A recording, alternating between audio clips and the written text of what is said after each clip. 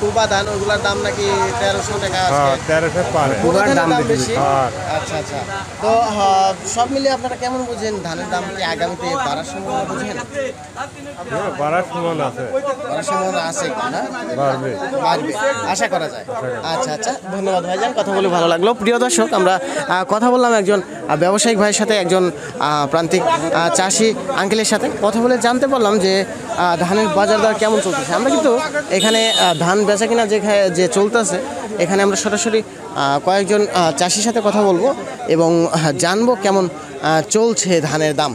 এখানে আমরা দেখতে পাচ্ছি এটা মনে হয় পলোয়ার ধান মনে হয়, না ভাইজান? পলোয়ার ধান হবে। তো কতগুলো ধান নিয়ে আসছেন আজকে হাটে?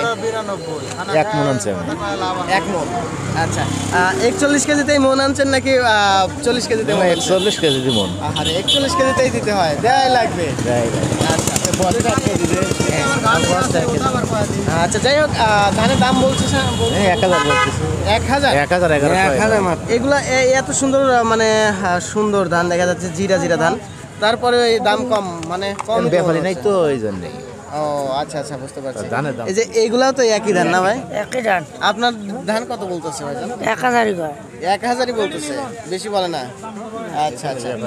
তো প্রিয় দর্শক, আমরা এখানে যে ধানটা দেখতে পাচ্ছি এটা একটু চিকন কোয়ালিটির ধান, ছোট ছোট দানা দেখা যাচ্ছে। তো চিনি গুঁড়া বলে, আবার এক একজন এক এক নাম বলে। যাই হোক, এই ধানটা কিন্তু 1000 টাকা প্রতি মণ দাম বলতেছে ব্যবসায়িক ভাইরা। তবে ধানের দাম, এই যে এটা কি ধান ভাইজান?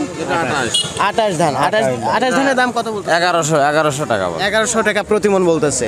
আচ্ছা, তো প্রিয় দর্শক, আমরা সব মিলিয়ে ব্যবসায়িক ভাইদের সাথে কথা বললাম প্রান্তিক পর্যায়ের কৃষক ভাইদের সাথে, জানতে পারলাম যে ধানের দাম কেমন চলতেছে।